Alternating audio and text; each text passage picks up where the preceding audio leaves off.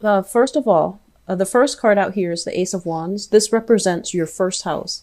And the first house represents your the face that you show to the world, the way that people see you, and the way that the energy that you bring to the table coming into January. This is a card about inspiration. This is a card about new projects being had and somebody who generally feels very, very happy, very optimistic, and, a little bit more ambitious, a major goal-getter. Okay. So you're coming into this month and other people see you as very eager, very enthusiastic, very passionate about something. And I feel that, the way you talk, the way you, act, I feel like you're a lot more animated. Okay. So this is a positive card. It indicates enthusiasm. It indicates like love and passion for life and having exciting new things to talk about. So there's this, energy bubbling all around you. You're a lot more talkative. You're a lot more outgoing. And I feel overall, this is a very, very positive energy to bring into the new year. The second house deals with your money and your value system. So in terms of your money, what we have here is the Judgment card in the reverse position. So this is usually, contracts not being signed just yet. There is some type of holdup. There is some type of a delay in getting the money that is owed to you. Either, a signature on a form was not signed in the appropriate place, or it was signed, but it was not dropped off with the right authority figure. And so I feel that there is some delay in getting some money to you, and there is some delay as it relates to paperwork and some contract. Okay. So just expect that for January. As it relates to your value system, this is a family card. This is kind of like some type of a communion between different people. I feel that when it comes to your value system, they're saying that your value system are things that you are going to have to cultivate on your own, are things that you're going to have to decide within yourself, like using your own feelings, your own emotions to be your own internal compass. Because I feel like for some reason there's some blockages when it comes to transmitting values through the traditional route, which is, through families, through the first people that we socialize with, our parents, our siblings, and the people in our environment, and then, educators and friends. So I feel like there's some blockages, and there might be some disagreement between different people that we value, different people that we love, and the values that they have passed down to us. So, dad might want you to behave a certain way. Mom might want you to behave a certain way, for example. So there's kind of like this conflict between who is actually right and, what is it that you really value. So I feel like this is a process where you're going to have to re-examine what it is that you really believe in as an individual, independent of what, your family, your school environment, your social group, your peer group. You're going to have to like dig a little bit deeper in order to figure out what it is that you truly value, and, relying on your instinct, relying on, that emotional gut reaction to see like whether or not something is right, whether or not something is wrong, rather than listening to what people expect you to do. Okay. The third house deals with siblings, and it also deals with communication. So, for those of you who might have siblings, we do have a person showing up as this. This could be a sister or a brother. So the gender cards are still not, gender specific. So first of all, you might have a water sign, a Pisces, a Cancer, or a Scorpio coming into your environment. And, this might be like a sibling that you are literally dealing with. Okay. This is somebody who is a little bit, I want to say like jaded with life and a little bit heartbroken over some type of a relationship that went awry. And I feel like they're a little bit, they need a shoulder to lean on. They need somebody to vent to. And I feel in a way, there's this victim mentality about them. It's kind of like, woe is me. Why can't everything go my way? But I also feel that, they might have a habit of making bad decisions. So for example, if it's a sister who has like a series of bad relationships with men who are irresponsible, I feel that, you want to tell her, how you see it. but I do feel like a bigger part of you is just like, no, I want to be protective. Okay. And then likewise, if you have a male sibling that's going through the same thing, you know, series of bad girlfriends or relationship partners, or even like a series of bad jobs where they feel underappreciated, I feel that you want to tell them the truth, which is that, you know, life is what you put into it. I do feel that, you know, you want to soften the blow a little bit, because I feel siblings coming to you with their own problems, and they might be prone to having that victim mentality where they can't really see outside of themselves. They can't really see how their actions have contributed to aggravate a situation. So I do sense like they're internalizing it, and or rather externalizing it, and thinking that it's coming from their environment and not taking ownership of the things they're doing to aggravate the situation. Okay. As it relates to your communication with the Queen of Cups in the reverse, be very, very careful about ego games. Is I guess like the right expression. And what I mean by that is, you know, sometimes when we are a little bit hurt, then I feel like rather than telling the other person, hey, don't do that, it hurts my feelings, I feel that a lot of you get hurt and you withdraw. So I'm getting a very Cancerian vibe with you guys for this month. I feel like you're coming in very enthusiastic, very optimistic about something, and then somebody could, you know, make you say something and just deflate your ego. And then rather than telling them, hey, that's not nice, I feel that a lot of you might want to be, you know, conflict avoidant. You might want to avoid aggravating the situation. So then you withdraw, and then you seethe in silence. Okay. So be careful about communicating. Say what needs to be said in a way that induces behavioral change in other people. If you don't like something, if you feel like, hey, somebody's being hurtful, just really stand up and say your piece, because I feel like they might not be aware of it. So bringing it to light, bringing it to their attention would be actually very good for you, because I feel like, you know, if you're feeling like this, very optimistic, and all of a sudden somebody says one thing that really puts you down, I do feel as if, you know, it's within your right to tell them not to do a specific thing. Okay. So communication needs to be very, very thorough and very clear for this month. What I'm also feeling is a few of you, you might be feeling very passionate, you know, about whoever you're dating, whoever you're courting, whoever you're dating. And you might just like, you know, want to have like a one night stand with them. And as a result of it, you know, like you want to court them.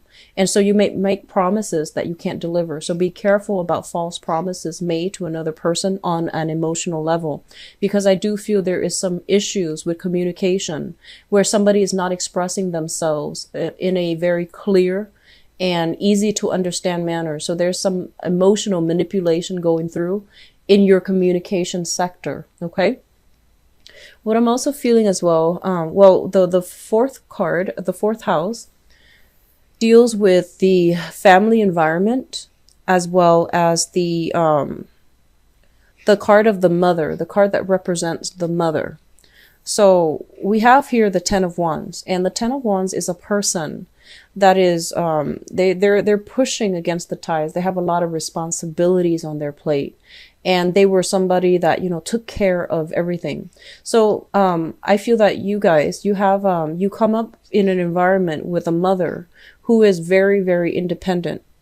For a lot of you, she might have been the main breadwinner within the household. And then for others of you, I feel like single mothers. Okay. So this is a little bit more gender specific, because we're dealing with a specific house that deals with a specific person. So I feel like you grow up in an environment where the mother had a lot of strength, a lot of sway. She could be, you know, strong, very emotionally strong, physically strong. She took care of all the responsibilities, and she's not somebody who's a whiner and a complainer. And then others of you might literally be in a household where, you know, the mother might be the one that makes all the money, or she could be like a single mother in whatever capacity. She could be a single mother, and she had a lot of responsibilities on her plate. And I feel that, you know, growing up with somebody like this, it almost feels as if, it can go two ways, actually. I feel like a lot of you might be inspired to work hard and, earn your own money and to take care of her.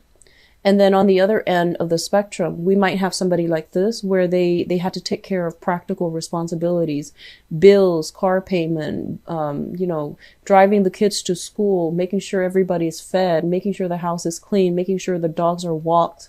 And so they might not have the time to have that emotional connection with you.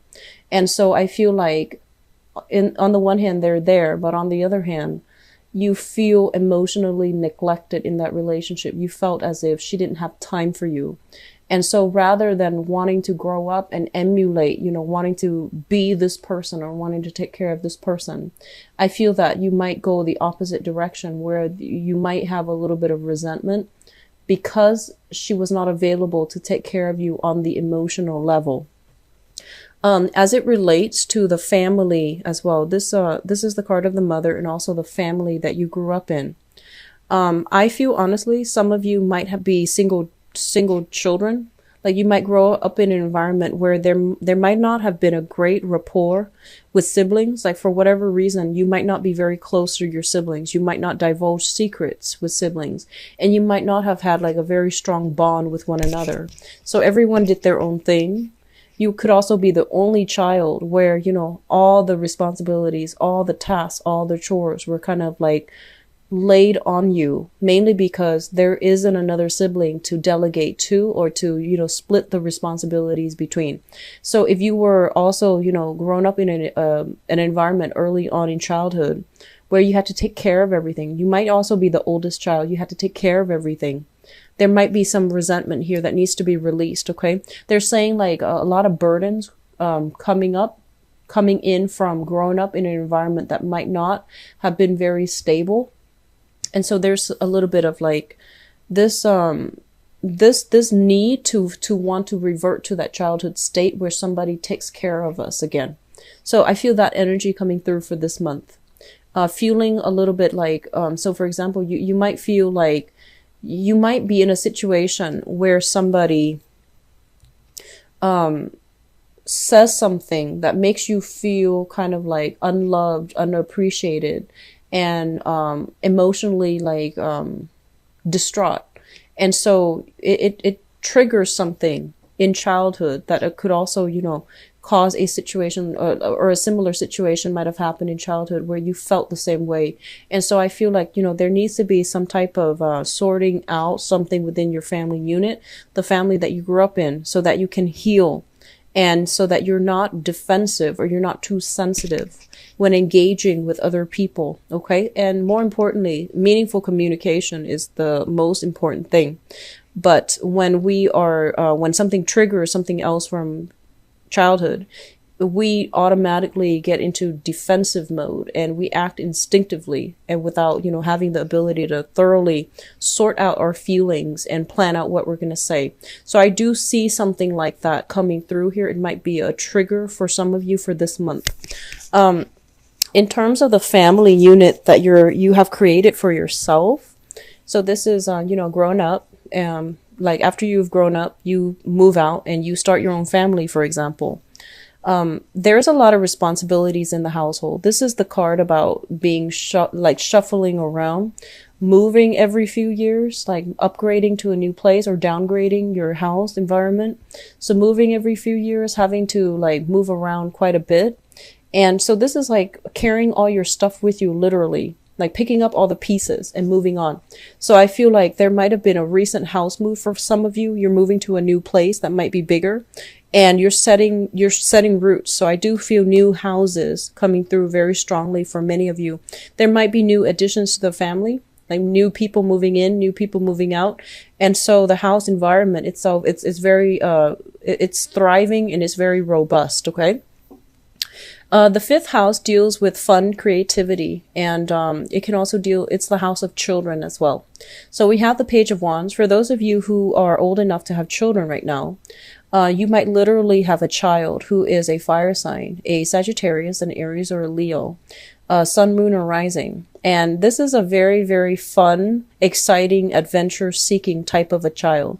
This is a child who's very, very curious about the world. And I'm getting somebody reading to their child, and the child keeps saying, can you read that one story about that dragon over and over and over again? So like every night you're reading the same story to your child. That's I'm getting that specific message for somebody out there. So I feel like you might be having, you might be literally just, this might be a child that is in your environment. And I feel that it is a biological child or, adopted child, somebody that you consider your own child. So this is a child that needs a lot of guidance. Okay. They're very curious about the world, and they have a very strong, like a very good heart and a strong moral compass. And it's really important to, cultivate that sense of wonder about the world, so that they continue to become optimistic, and they continue to believe that, good things happen, so that they don't become jaded. Okay. Because I feel like they might need your attention sometime for this month. In terms of, creativity and fun, excitement, this is like a social house. So I feel that, it reflects like the people that are in your midst and the people that you are going out with or even having fun with. It could be friend, or it could be somebody you're casually dating as well. So we have a fire sign coming into the picture, and fire signs are once again Sagittarius, Aries, or Leo. This might be somebody that you are romantically involved with, who is very generous, very loving, very, very caring. So this is the energy that they're bringing to the table. The sixth house deals with work, health, and your daily routine. With the sun in the reverse, health is not looking too great. A lot of you might be coming down with something for this month. If you are taking care of a lot of responsibilities, if you're moving, if you're constantly shifting around, I do feel the health realm is going to be affected, okay? So the sun, which basically means vitality, if it's in the reverse in the health house, is not looking too good. So take care of yourself, get your daily dose of vitamin C, stay warm if you are in the northern hemisphere, and stay warm. It is winter time here, so keep yourself hydrated and stay indoors, and stay warm. What I'm also feeling as well with your work situation, I feel that a lot of you are in a work environment and you like it and you stay there because it's exciting. But in terms of it being a career, I feel that a lot of you know that it's not a career track. Okay. It's like it pays the bills. The money is there, but there isn't opportunities for promotions.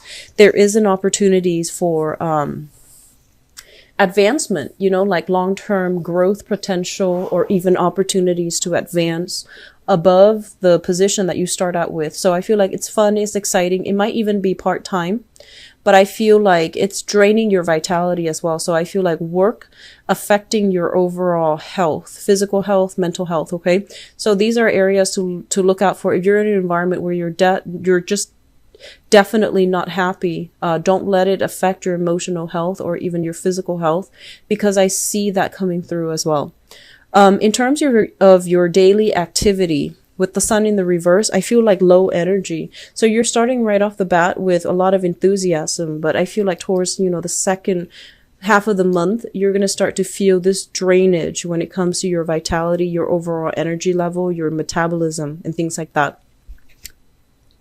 Also, with the fifth house, the sun in the reverse in the sixth house, weight gain for this month is actually also quite high. So, just something to keep an eye out for, okay? Because I feel like a slowdown in your metabolism overall. You might not be as active as you're used to in the past, okay? The seventh house deals with relationships, and this is going to be partnerships in love and partnerships in business.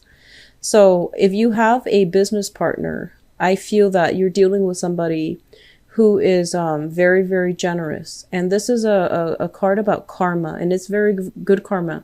Like good karma coming back in, like you've paid it forward in a previous incarnation, or you have paid it forward in a previous time, and now good karma is coming back to find you.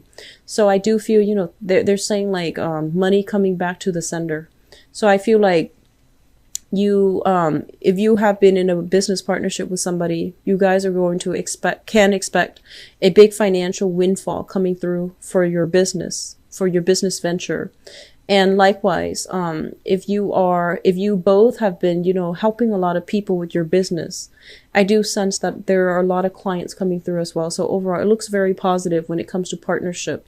I feel like either way, the partner that you have is a very, very generous, is a very giving and very loving type of a person. This is a card about generosity, people helping others out who are unable to take care of themselves. So I feel like there is you might fall sick and your partner is stepping in to take care of you, and they're doing it in a way where, it's not patronizing. It's more like, I care about you. I just want to be there. So I feel like there's a lot of generosity, reciprocity, and back and forth, mutual rapport between partners for this month. It looks very good.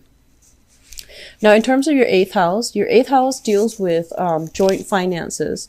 It deals with, sex, death, regeneration, and it's also a psychic house. It's a receptive house.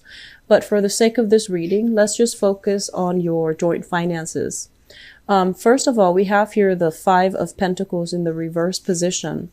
I feel like your money house as an individual is not looking too great with the Judgment card in the reverse. It basically means stall, delays in getting some financial payout for you. And then with the Five of Pentacles in the reverse, I feel like if you are sharing assets with another person, it's going to be very beneficial for you to alleviate financial worries and financial burdens.